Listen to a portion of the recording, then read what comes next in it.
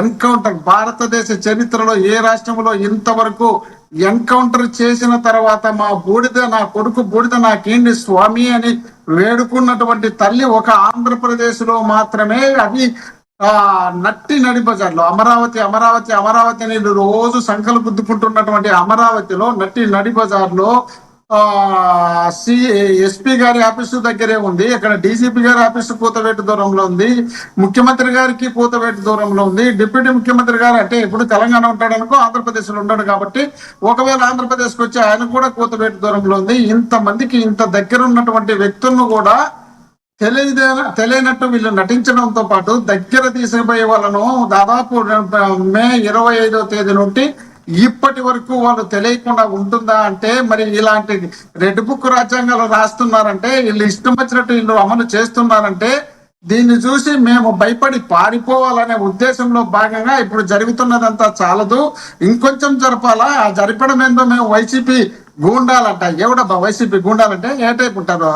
మీలాగా రౌడీ సీట్లను 30 కేసులు 40 కేసులు ఉండే వాళ్ళను తీసుకొచ్చి దీంట్లో పెట్టి ఎమ్మెల్యేలుగా ప్రాతినిధ్యం వేస్తున్నటువంటి వ్యక్తులను అమ్మాయిలు తీసుకుపోయి లేపకపోయి కడుపులు చేసి నోరెత్త కూడా కడుపు చేసి దాదాపు మళ్ళీ మీ దగ్గరలో పక్కలో ఢిల్లీకి పోతే ఢిల్లీకి కూడా మీ పక్కలో పెట్టుకుని ఉపన్యాసాలు ఇస్తున్నటువంటి మీరు కూడా నీతులు చెప్తే జనాలు వినే పరిస్థితులు ఉండాలని కూడా ఎంత భ్రమపడుతున్నారు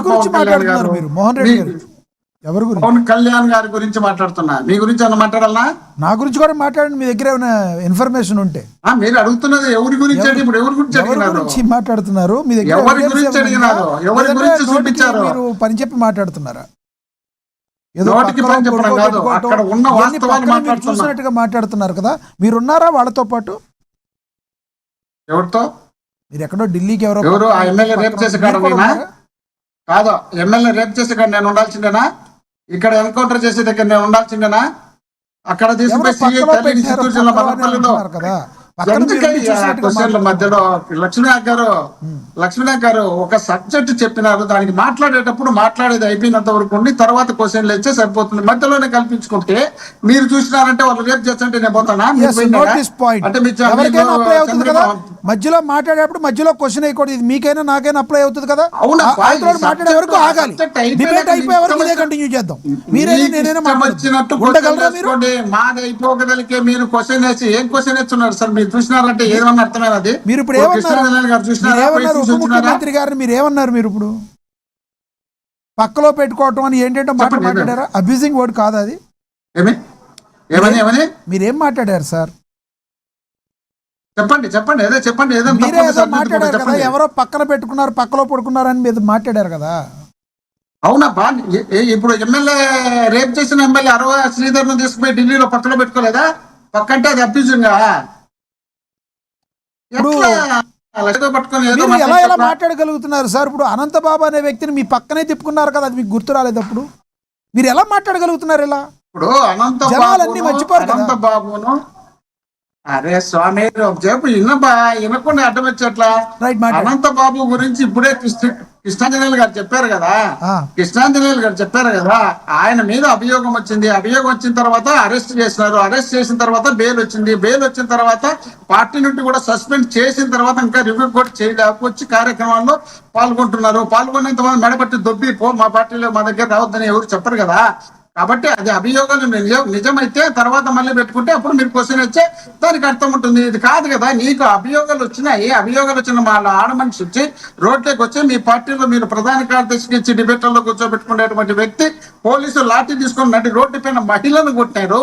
ఎట్లా మరి ఇంత దారుణమైన ఉన్నప్పుడు దాని గురించి మాట్లాడేటప్పుడు మీరు చూసినారంటే అది అబ్యూజింగ్ లాంగ్వేజ్ అంటే ఎట్లవుతుంది? అది అబ్యూజింగా? ఎక్కడ నేను ఎప్పుడన్నా తప్పులు మాట్లాడతానా? ఎందుకు దాన్ని తీసుకొచ్చి దీంట్లో కలుపుతారు? అది కాదు. మీకు సంబంధించినటువంటి మీ కూటమి ప్రభుత్వంలో ఒక సిఐ తల్లి అనంతపురం జిల్లా ధర్మవరానికి సంబంధించినటువంటి ఆమె చిత్తూరు జిల్లా మదనపల్లిలో ఆయన ఉద్యోగం చేస్తున్నాడు. ఆమెను కూడా తల్లిని కూడా తీసుకుపోయి చంపినటువంటి సందర్భాలు మీ గవర్నమెంట్ లో ఉన్నాయంటే మీరు ఎంత దిగజారిపోతున్నారంటే, మీరు ఇంత దిగజారిపోయేటప్పుడు మీరు మీ కూటమిలో ఉన్నటువంటి పరిపాలన సాగిస్తున్నటువంటి వ్యక్తులను భయపడాల్సింది పోయి మీరు ఒక పక్కన అంటున్నారు ఏమని, శాంతి భద్రతలు పూర్తి విఘాతం కలిగింది, నా చేతిలో హోమునింటే నా చేతిలో హోమునింటే నా చేతిలో హోమునింటే అంటే ఓ పక్కలోనే మీరు ఉంటారు, మీ పక్కలోనే సీఎం ఉంటాడు, సీఎం పక్కలో మీరు హోం ఇద్దరు ఉంటారు. అదేదో అప్పుడు డిస్కషన్ చేసుకోండి. ఆ డిస్కషన్ చేసి ఈ సరిదిద్ద కార్యక్రమం చేయడానికి కదా మీరు డిప్యూటీ సీఎం గా ఉండేది. లేకపోతే మీకు అడ్డుపడతలేదు, లాంగ్వేజ్ ప్రాబ్లం ఇక్కడ ఏం లేదు. మీరేం పక్కలో అంటున్నారు, పక్కన అనాలి. పక్కలో అంటే తేడా కనిపించుద్ది ఎవరికైనా, పక్కన అనాలి సార్. మీరు వేరే ఊహించుకోకండి స్వామి, నేను అట్లా లాంగ్వేజ్ మాట్లాడమని కాదులే, నన్ను అట్లా ఊహించుకోవద్దు. మీ పక్కలో అంటే ఈ పక్కలో కూర్చున్నప్పుడు, ఈ పక్కలో కూర్చున్నప్పుడు, ఈ పక్కన కూర్చున్నప్పుడు, ఆ పక్కన కూర్చున్నప్పుడు మీరు హోమ్ మినిస్టర్ తో పాటు మీరు హోమ్ మినిస్టర్ తెచ్చి నేను ఆడిపించినంత దిగజారి మాట్లాడినంత చీఫ్ క్యారెక్టర్ నాకు కాదు. కానీ మీ పక్కన ఇక్కడ హోమ్ మినిస్టర్ ఉంటుంది, ఈ పక్కన సీఎం ఉంటాడు, మీరు ఆ పక్కలో ఉంటారు, వీళ్ళందరూ కలిసే ఉంటారు కదా. ఉన్నప్పుడు ఈ డిస్కషన్ ఏదో అటు చేయొచ్చు కదా. మీరు వచ్చేది వైసీపీ నాయకుడు అటు తెచ్చా తోలు తెచ్చా చేయి పట్టుకుంటే జగన్మోహన్ రెడ్డి ఇడిపించుకొని పోగలుగుతావు నువ్వు. ఆ తిరుమల కొండ ఎక్కాలంటే 50 సార్లు కూర్చొని లేచిన మీరైతే జగన్మోహన్ రెడ్డి 4600 కిలోమీటర్ల పైన తిరిగి తిరుమలకు చచ్చక ఎక్కి దిగొచ్చినోడు జగన్మోహన్ రెడ్డి గారు అయితే మీరేదో మాటికి పెద్ద మీరు రౌడీలని సినిమాలో ఆయన ఏదో త్రివిక్రమ్ సినిమా డైలాగులు ఇచ్చాడు. ఆ డైలాగులు తీసుకుంటారు, మీటింగ్ లో కూర్చుంటారు, చప్పట్లు కొట్టించుకుంటారు, ఆమె ఊళ్ళో ఇచ్చుకుంటారు, ఆ తర్వాత వెళ్ళిపోతారు. ఆ తర్వాత సంవత్సరానికి 2 నెలలకు వచ్చి కనపడతారు. ఏం మాట్లాడుతున్నారు స్వామి మీరు? రాష్ట్రంలో లాస్ట్ హాస్టల్లో ఉన్నటువంటి పిల్లలను తీసుకుపోయి బయటికి రేపు చేసి కడుపులు చేసి చంపి పీసులు చేసి కనపడకుండా పెడుతుంటే ఆడ ఎవరోజు తీసుకొచ్చి అసలు వదిలిపెట్టేది దళితులను తీసుకుపోయి వాళ్ళని తీసుకుపోయి పోలీస్ స్టేషన్ లో లాకప్ డెత్ చేసినటువంటి సందర్భం కూడా ఎక్కడ నందికొట్కూరులో ఉంది. రాష్ట్రంలో ఇప్పటికి 10 లాకప్ డెత్లు జరిగిన చరిత్రలో ఎక్కడ జరగనటువంటి లాకప్ డెత్లు ఆంధ్రప్రదేశ్ లో జరుగుతుంటే, శాంతి భద్రతలు విఘాతం కలుగుతుంటే, ఈ రాష్ట్రంలో పార్టీ పెట్టుకున్నటువంటి వ్యక్తిగా, ఈ రాష్ట్రంలో ఒక డిప్యూటీ సీఎం గా ఉన్నటువంటి వ్యక్తిగా ప్రెస్ కాదు మీరు చెప్పవలసింది, మాట్లాడవలసింది. మీ పార్టీలో మీ క్యాబినెట్ లో మీరు క్యాబినెట్ లో కూర్చుంటారు చూడు, ఒక గంట కూర్చోలేక లేచిపోతారు, నాకు బాగాలేదని పోతారు చూడు. ఆ కూర్చున్న టైంలో అయినా అయ్యా ఈ రాష్ట్రంలో ఈ విధమైనటువంటి దౌర్భాగ్య పరిస్థితి జరుగుతుంది, ఈ జరగడానికి కారణం వాళ్ళలో నేను కూడా ఒకనైతా, నాకు ఒక పార్టీ ఉంది, నా పార్టీలో నేను పోయి ఢిల్లీకి పోయి వాళ్ళ కాళ్ళు పట్టుకొని వచ్చి మిమ్మల్ని కలిపి రాష్ట్రంలో ఉన్నటువంటి అన్ని పార్టీలు కలిపి అన్ని మీడియా ఛానల్ కలిపి ఎన్నికల కమిషన్ కలుపుకొని జగన్మోహన్ రెడ్డి అనే వ్యక్తిని ఓడించిన తర్వాత దాంట్లో గెలిపించి దాంట్లో నా పాత్ర ఉంది. నా పాత్ర ఉన్నప్పుడు ఇక్కడ ఇంత జరిగేటప్పుడు దీనిపైన మనం చర్చించాల్సిన బాధ్యత ఉంది.